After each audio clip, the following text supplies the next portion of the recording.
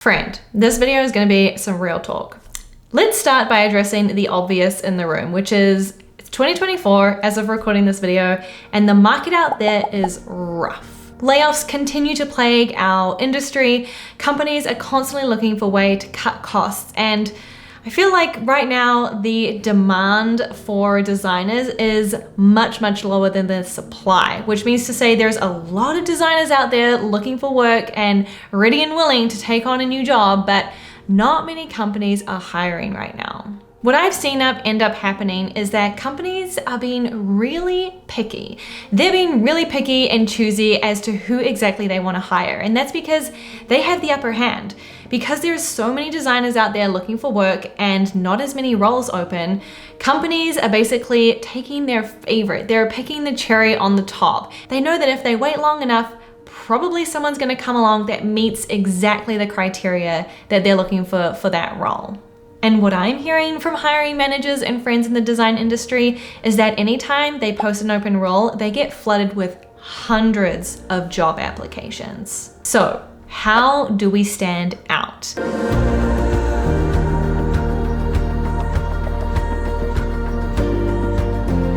Today, we're gonna look at some design portfolios and talk about what you need to have in order to at least pass the cold application, get that recruiter phone screen, and stand out and get noticed in that flood of applications. I'm gonna share some pieces of advice with you. I'm also gonna share with you some real portfolios. We're gonna look at them together and talk about what's working well. And then I also have talked to some design leaders in our industry and asked them what the biggest mistakes are they see from designers when they're going through applications. So stay tuned for that because that's gonna be really juicy as well.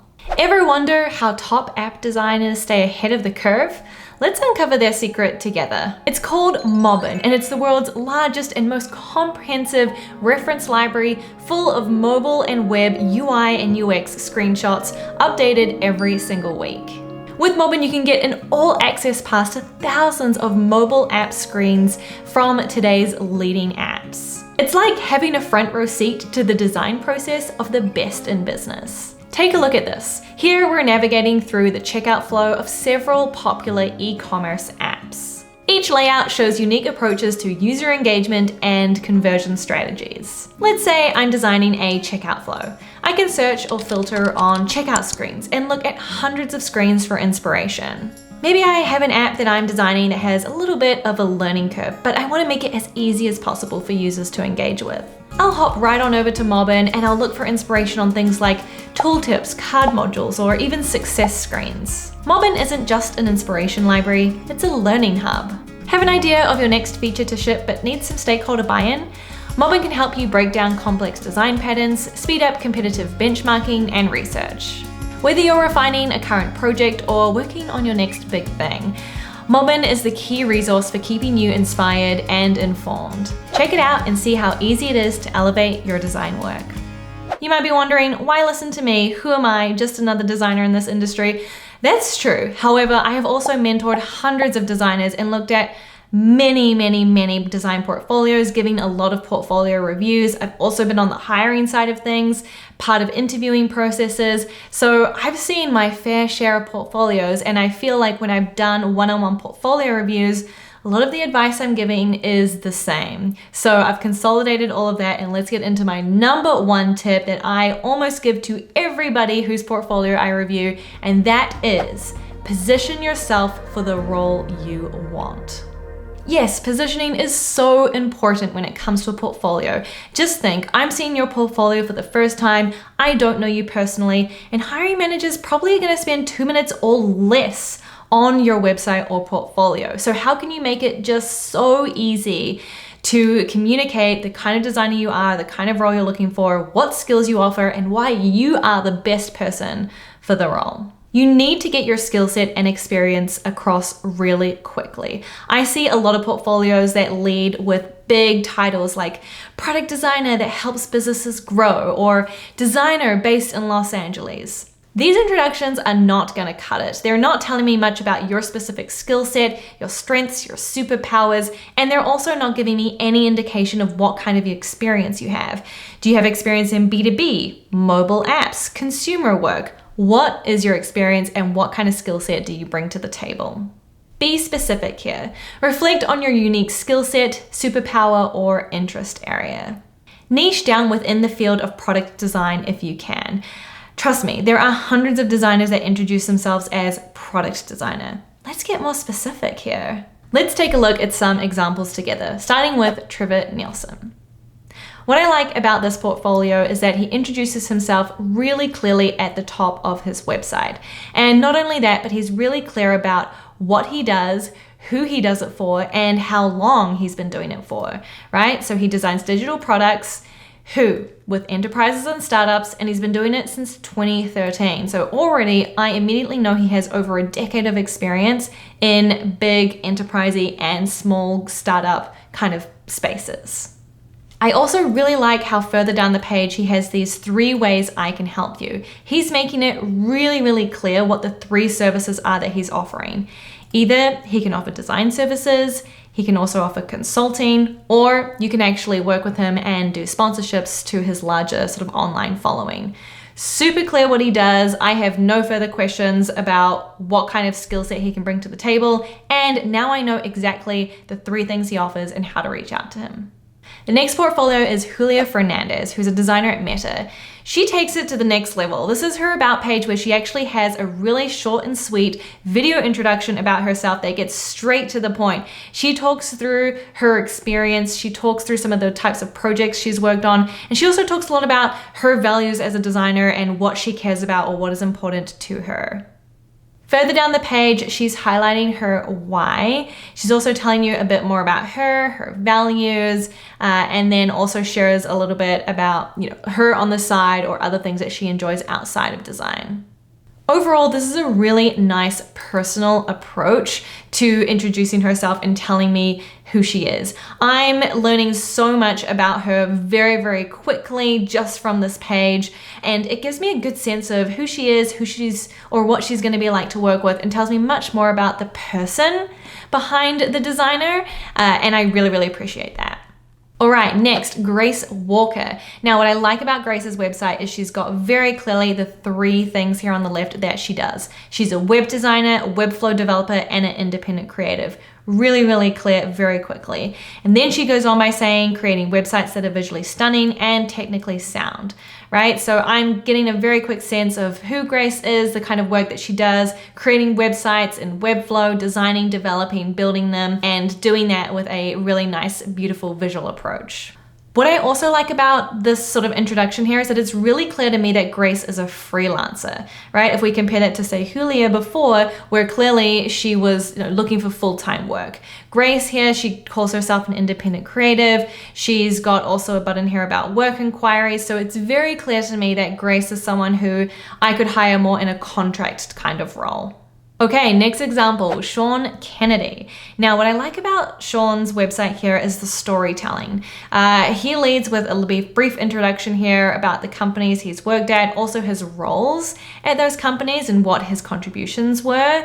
And then he goes on to share this really engaging kind of visual of his skill set, which I've never seen before and I think is really, really creative. I can see here that, front-end engineering, probably not his strength, but UX and UI design, really, really strong in, and then, down to marketing strategy, which again, not his core strength, but something that clearly he's had involvement with or is at least aware of. Then he goes on to sort of acknowledge the different product domains he's worked at, which is really unique. I've not seen many other designers do this before. In Sean's case, it's clear he has a lot of breadth, right? So he's worked in a lot of different domains. He says here, enterprise apps, B2B SaaS, financial, like a large breadth of domains. And I like that he's calling this out, and what actually comes next is examples of the work in each of these different domains. And he has kept it quite high level here by, just giving you a glimpse at some of the work that he's done or some of the domains that he's worked in, capturing obviously a decade worth of work experience in one view, right? I didn't even have to scroll to see 10 years worth of work. Just in this one view here, I'm getting a timeline, I'm getting a sense of the companies he's worked at, the different kind of work he's done, and also the actual products or projects too. So really, really clear what kind of experience Sean actually has. In summary, Ensure that the work or how you introduce yourself on your online portfolio reflects the kind of work you want to be doing or the skill set and experience you can bring to the table.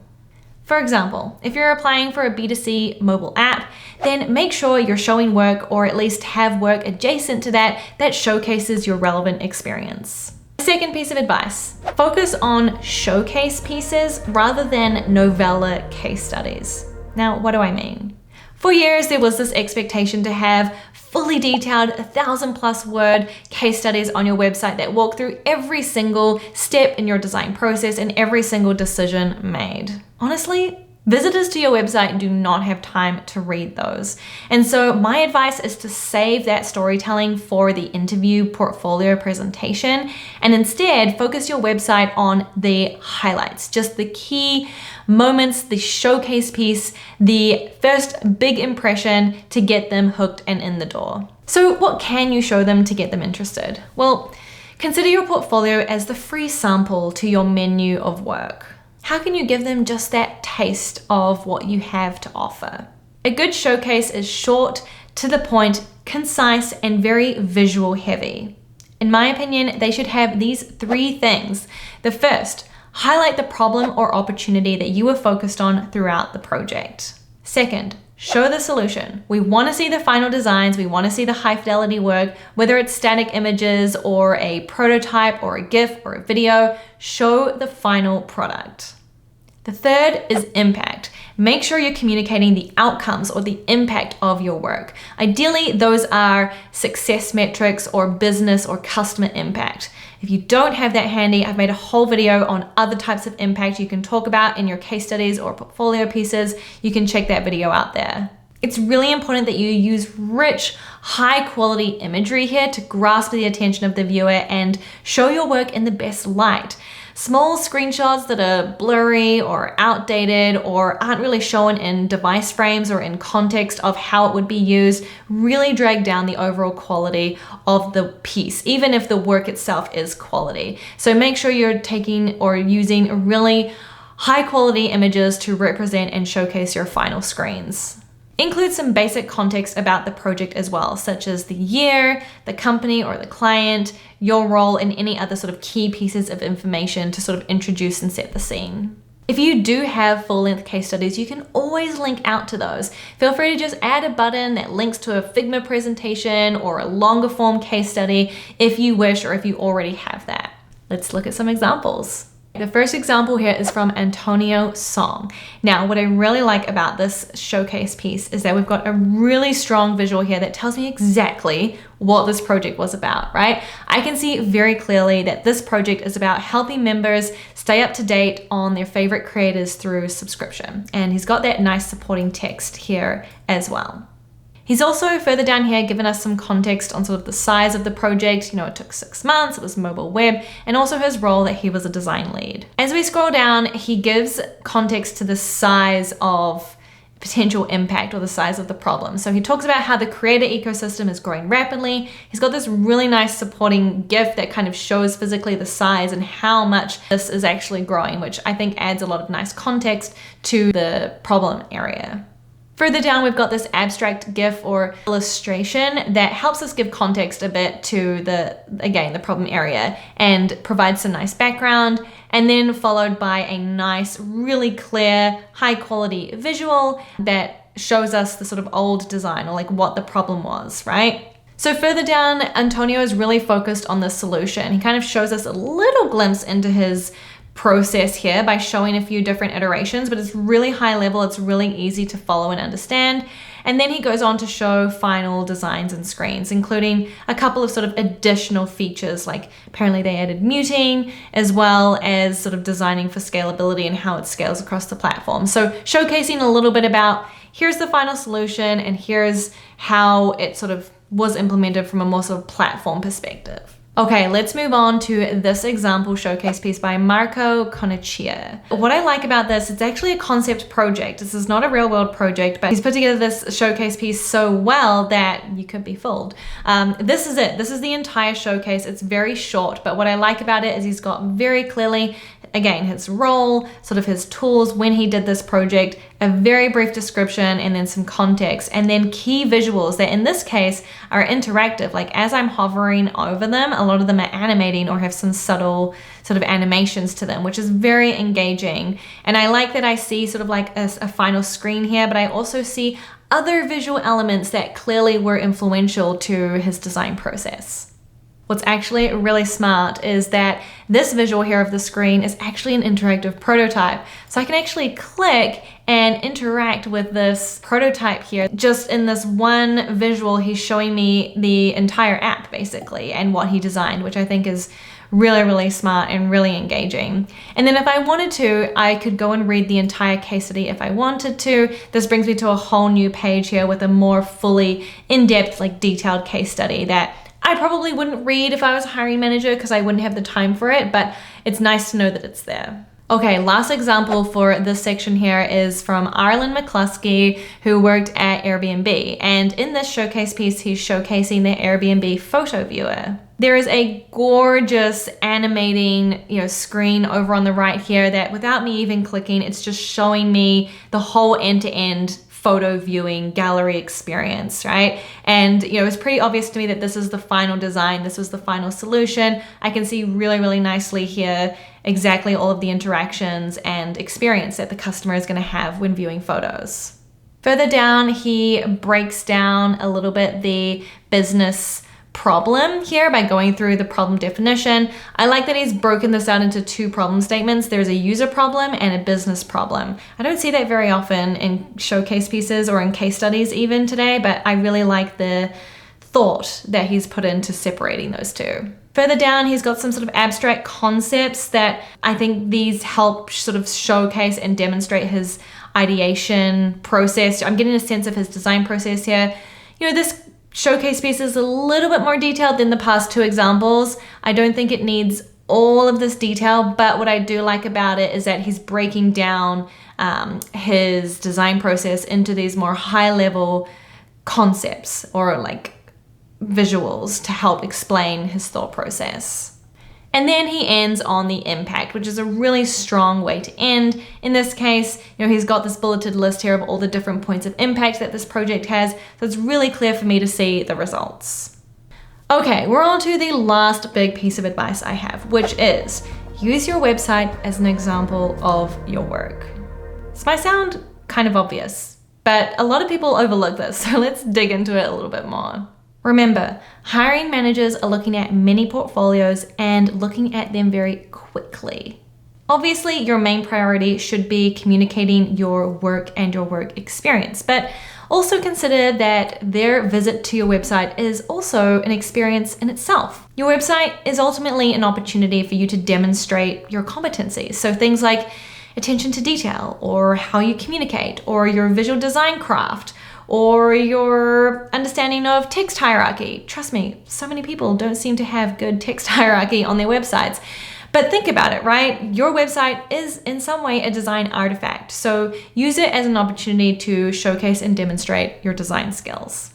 You may have really great work, but if your website doesn't deliver or you're not showing that work in an easy to understand or beautiful, visually engaging storytelling way, I might just move on to the next portfolio. So don't let that be the difference between you and the next person getting an interview. Two main things to consider. The first is your website design. Is it visually engaging? Is it beautifully designed? Does it have any bugs? Is it responsive? Just those basic things. That's the key number one. Number two, your work experience on your website. Is it obvious? Can I download a resume? Is your LinkedIn linked from somewhere on your website? Or do I have to go around hunting for it? How can I get a really quick and easy sense or understanding of your job history and work experience? Time for some examples. Let's start with SJ Zhang. Now, upon arrival of this website, it's kind of got this like newspaper kind of feel. It's very text heavy, but it's very thoughtful and very considerate. I also quite like the sidebar here. It almost makes me feel like I'm in a product, right? Like I'm using a piece of software, and that already tells me a bit about this person's experience. But let's head on over to their About page. What I like about this is very, very clearly I can see their experience. So here under updates, I can see, September 2023, they were part of this merger. They also did an interview on Lovers Magazine in September. There's some personal things in here, became a health nerd. I kind of like that, again, showing in the personal, showing a bit of uniqueness. And this just keeps going on. But if I scroll further down, we also get a sense of their career, where we almost see like a resume on the website. So I can see very clearly their job history, the different roles that they've been having, and they link out to those as well, which is also very helpful because sometimes I don't always know exactly the company or I'm not familiar with the work.